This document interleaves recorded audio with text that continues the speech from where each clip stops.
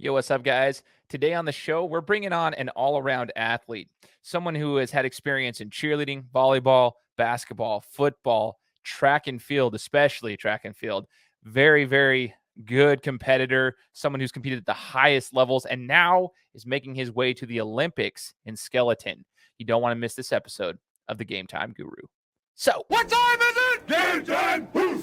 This is the Gametime Guru podcast, where I interview sports figures from all over the world to help deliver a panoramic view on sports. So whether you're a former athlete, one of the crazies, or simply a casual sports fan, this is the perfect show for you as we peel back the curtains and learn from our guests every single week.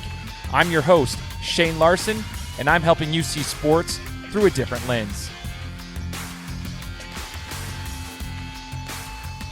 What's up, everyone? Welcome out to another episode of the Gametime Guru podcast. I am your host, Shane Larson. Excited to be here with another amazing interview. This one hits close to home. Super, super exciting. And I know the people who are listening here that follow me from the Treasure Valley are going to absolutely love this one. Now, I'm bringing on a guest who I actually went to high school with. He was a year younger than I, but I was on the same basketball team as him for 1 year during our junior varsity basketball season. But I've always followed him from afar. I was telling him that before we started the interview. I've always followed you from afar, just kind of seeing the success that you've had. And I always remember how unbelievably successful you were through high school with the different sports that you were competing in, and just to see how that's carried on. And now going to the Winter Olympics, unbelievable. We're going to get into that story here in just a second. But introducing our guest, it's Andy Blaser.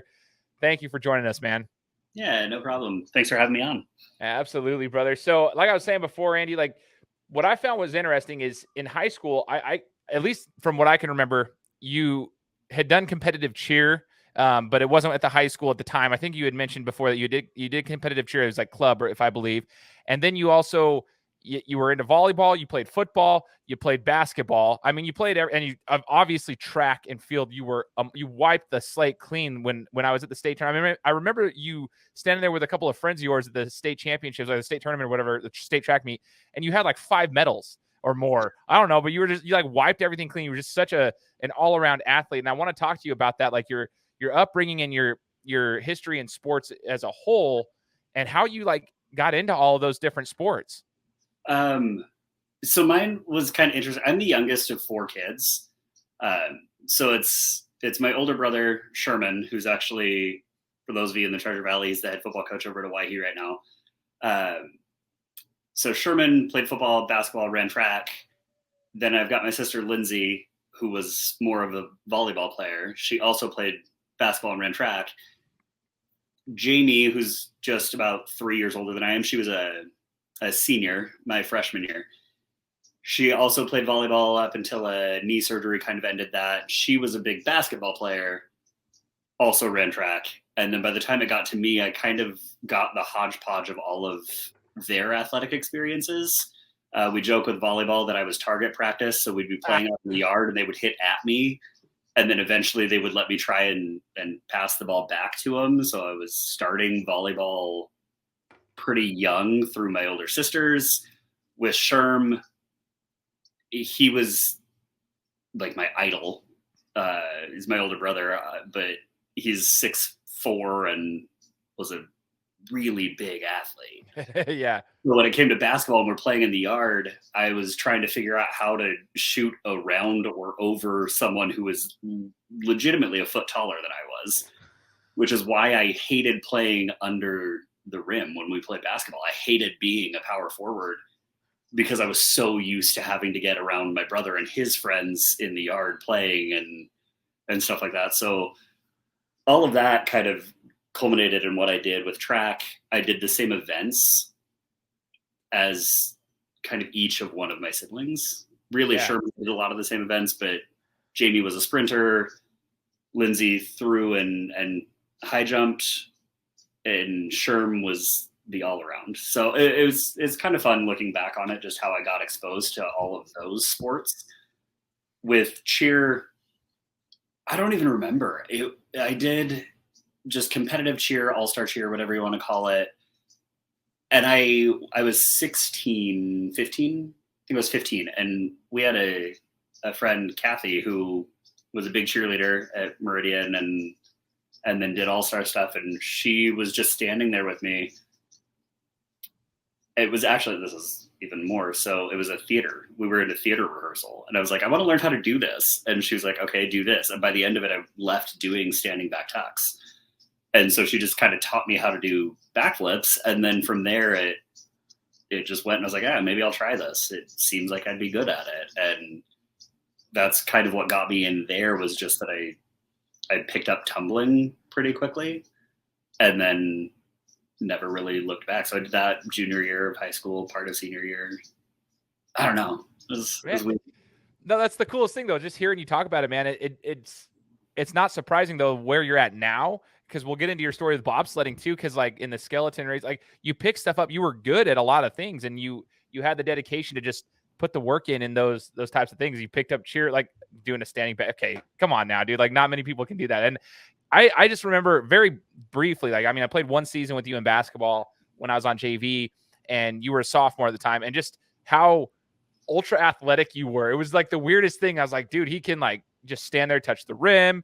He can do a backflip. He can do a lot of things. Like, I was like, what in the world? And you could run. Like, you were like a gazelle, dude. Like, you could run. So you could get from one side of the floor to the other side of the floor in just a split second. I'm just like, man, like ultra athletic. That is just crazy. And then as you got through with high school, if I recall, wasn't it Louisville? You went to Louisville, or at least had a scholarship offer to Louisville before you went to U of I and just broke all these records in the WAC or whatever.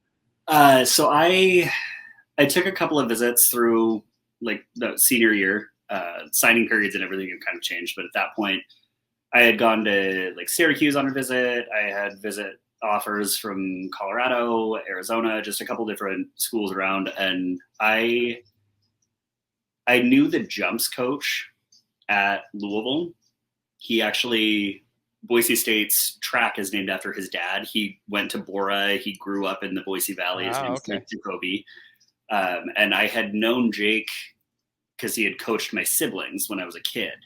So when I was really looking at school, I wanted to find somewhere that I was not going to be the big fish in a little pond, but also that I wasn't going to be the tiny fish in a huge pond. And so I looked at a conference primarily. I know that's kind of weird. I tried to find a conference that I thought I would do well in and still be pushed and have to get better to keep up in the conference. And the Big East kind of stuck out for me in that one. There were I think 14 men's teams at the time. It might have been 16 men's track teams. And I was like, just by default, you're going to end up with some good athletes in there. I was transitioning events. So I got on the phone with Jake, and I had grown up really hurdling, high jump, did long jump my junior and senior year. I only really jumped 2 years of high school in long jump. And then with that kind of tumbling, cheerleading, whatnot, I picked up pole vault in college. Of course you did. Yeah, most because it's part of the decathlon. So I was getting recruited, and it's the event that a lot of decathlon coaches will shy away from if you don't have experience with. So I was getting kind of calls from coaches, and they wanted to know if I had pole vaulted, and I kept telling them no, I hadn't. I think I did it at 3 meets in club, not even for the high school. It was in my club season during the summer. And then Jake, knowing my background, was like, no, you're going to be a decathlete. And I was like, perfect. So I took my visit to Louisville, signed, went down there.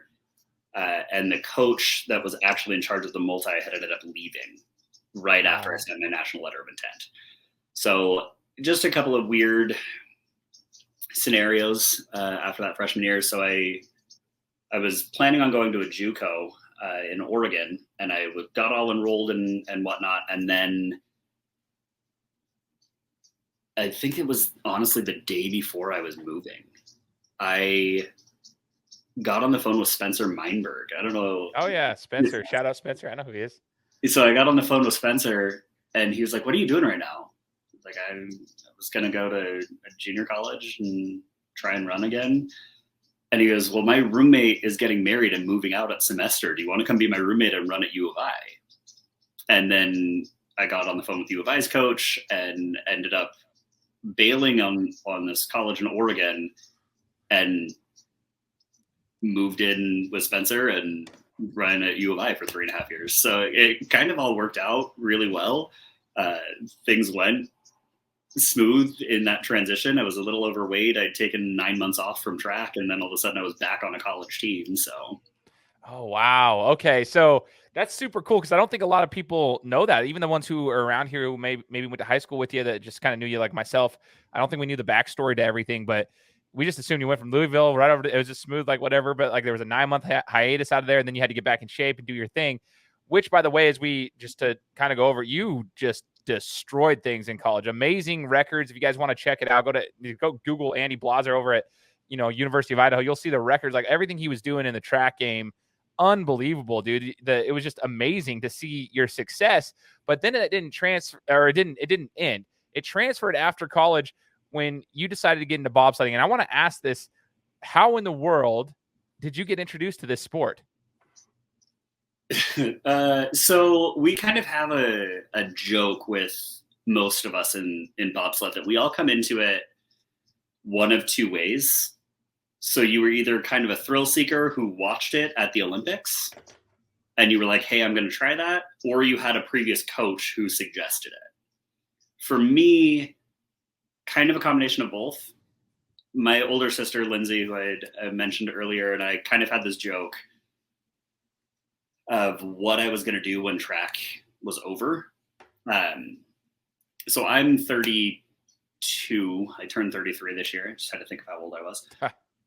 And the former world record holder in the decathlon is from Oregon, ran at the University of Oregon, Ashton Eaton. He's a year and a half or maybe 2 years older than I am now. And as a decathlete, you only compete maybe 4 times a year. It's just too hard on your body to do that week in, week out. So when you're trying to make a living on it, you're not getting the same kind of income off of that sport. So I was like, okay, even if I were to make it, if I got a professional contract, what is it going to be? A shoe deal? No, I'm not really going to get a living off of this. So we had this joke kind of based off of the movie Cool Runnings, like, what are you going to do when you're done with track? And I was like, well, whatever track athlete does, I'm going to bobsled. That was my only exposure to it, was that everyone, I thought, finished track and just became a bobsledder. So that was my initial kind of introduction to it, was this joke with my sister that ended up not being a joke. And then I had a teammate at the University of Idaho, a guy named Sam Michener, who actually represented the U.S. in the 2018 games in Pyeongchang. He made it as a bobsledder. He was a sprinter up at U of I with me. And he and I ended up going to a combine together. So we do kind of like an NFL combine. Distances are a little different. They're not the same events, but they take 8 kind of athletic tests and give you a compilation score. So I showed up with Sam. He had been recommended by a sports psychology PhD candidate up at the University of Idaho. We just call him Trin. He had represented Trinidad and Tobago in bobsled. And so he suggested it to Sam. I kind of took part A of this joke and part B of somebody saying, hey, you should try this, and showed up. And then the bobsled coaches took one look at me and they're like, yeah, we need you to gain like 25 pounds by this date. Can you do that? And no. My response was like, no, I can't. So I ended up being recommended to try skeleton. We have like a push track, so it's a sled on wheels just on dry land, and I tried that a couple times. Not a big fan of it at first. Let's see, so we take a sliding school, or do a sliding school. So for 5 days I went down and was just on a sled from lower down the track. Take a lot of hits. You have no idea what you're doing. It's just to see if inherently you're okay. Yeah. Slowly work my way up the track. Then I think year 2, I did like 3 days a week. I would go down and slide. So I was a graduate assistant coach. at Utah State University at this point. Okay. So I was driving from Logan, Utah, about an hour and a half, in between an hour and a half and 2 hours, a couple days a week to go down and slide, and then go back and coach every day. So that was a lot of commute time. I wish podcasts had really been a thing for me then, because that would have been a really good way to go time in a car. So I was kind of commuting, set up my sled wrong. I had a piece that was in completely the wrong spot, wasn't getting the output from my sled, so I was just taking a lot of hits. I have scars, and I was getting x-rays, and I was crying the entire time down the track, which in a face mask in the cold, your visor's just foggy, and then you put that on top of just a white shoot of ice, and I couldn't see anything. Yeah. So then I gave that up, went back and tried bobsledding. So I started bobsled, went to skeleton, went back to bobsled. Still couldn't gain weight, tried driving bobsleds, was even worse at that than anything. That's still to this day one of the few athletic endeavors that I was like, yeah, no, I'm awful at this. And then finished that season kind of pushing sleds again, gave everything up and moved back to Kentucky just to clear my head, clear everything out. So I've been in a relationship that ended. Things weren't going well. Like I was serving tables at Buffalo Wild Wings. Shout out to B-Dubs. And then moved to Kentucky. Started working in a shoe store, actually. I was at an ASICS outlet down there. And eventually was like, I really miss competing. Yeah. So I got on, we had this little marketplace on Facebook, found a sled that was the right price, drove from Louisville, Kentucky to Vancouver, Canada, bought this sled, has stopped in Park City, Utah, found a job on the way, and then moved to Park City and bought this sled and ended up throwing on some really good results. So it was like a last ditch effort, and it brought me back into the sport, and we just found equipment that worked for me. I settled on a sled, my head worked a little better, and I got good. So oh, dude, that just the whole journey is just crazy, because you wouldn't think that from the outside looking in. You might just think, oh, you started, it was fantastic, but there were some peaks and valleys in that journey to getting to the sport that you wanted, the sled that you wanted, and getting back into the right mental space to where you'd be able to compete at a high level. So Andy, tell me this then. Tell me you love the competition, and I want to just know, how does racing, doing skeleton, the thing that you were going to the Olympics for, that you've qualified for the Olympics for, doing this, how does this compare to other sports that you have competed in that sense? Talk about the competition. It's crazy. So, I mean, racing is racing, right? But if you watch a car race, you can tell who's in the lead through the course of the race.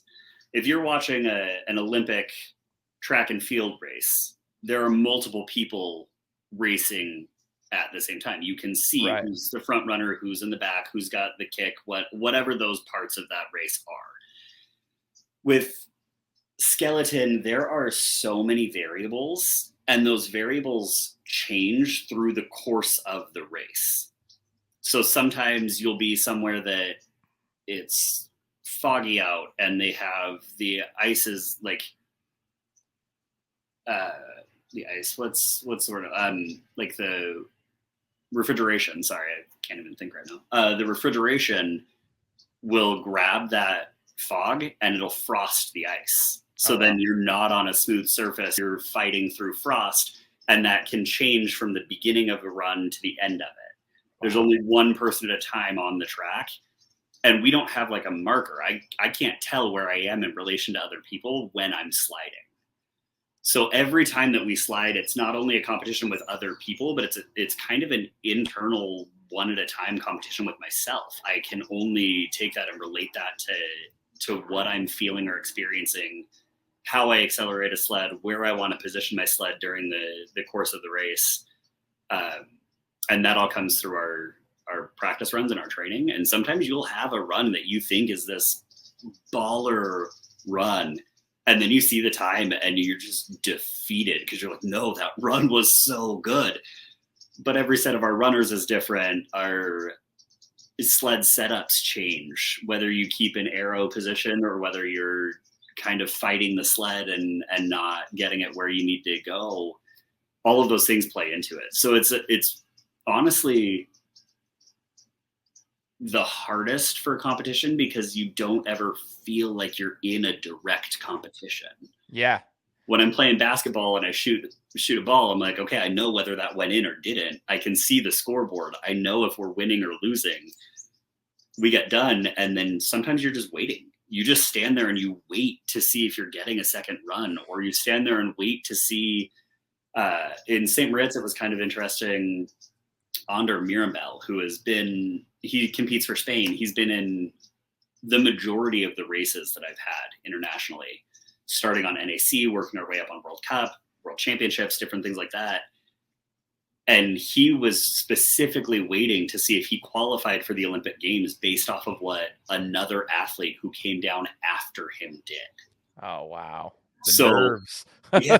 And I'm just standing there with him and he sees the result. He jumps up. He gives me a huge hug. He's like, I'm going to the Olympics again. And it all depended on what someone else did at a different time.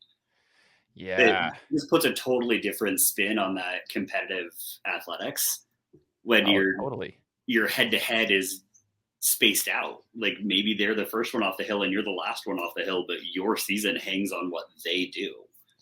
Yeah, man. So that it speaks to like the mental toughness you have to have, like the mental discipline as a competitor in that sport. You have to be good physically, obviously understand the technical side of things as you're racing. But yeah, that's a mind mess up right there is the best way I can put it without being explicit. But like, dude, you have to be able to understand, like, just stay focused on what you're doing and control what you can control. Understand there are some outside things those outside variables that you can't necessarily control. You have to wait on, but that would mess me up a little bit. So I think that speaks volumes to your character though, and your competitive nature, because you're able to do that. Like you said, the other sports are a little bit unique in that regard because you have an opponent of some sort.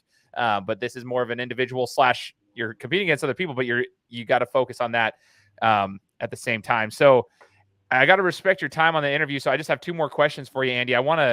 Dude, I'm so excited for you. This is so cool. So as you get ready for the Olympics, now that you've qualified, I know you're probably super stoked. I don't know, like, what are your emotions as you're going there? Are you trying to stay mellow? And what is the training like? I guess the same question is, what's the training like as you prepare for the Olympics right now? Are you trying to how often are you trying to train and whatnot before you get going?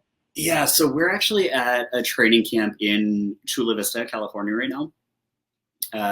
Most of our training off ice is lifting, running, sprinting. I'm actually a little out of shape and I'm kind of kicking myself for it. That's on me.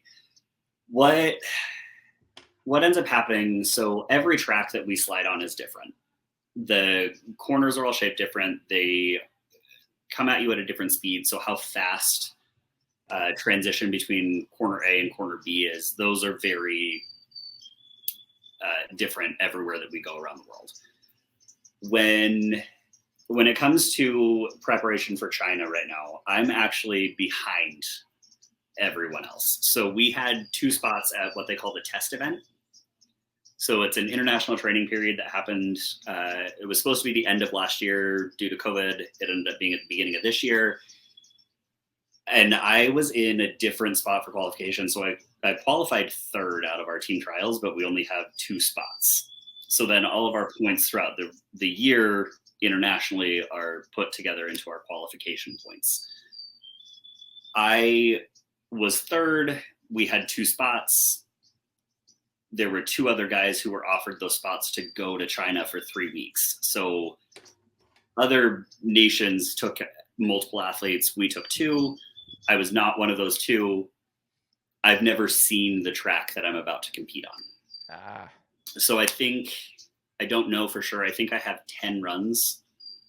So I'll get 10 times to practice 16 curves before I'm racing.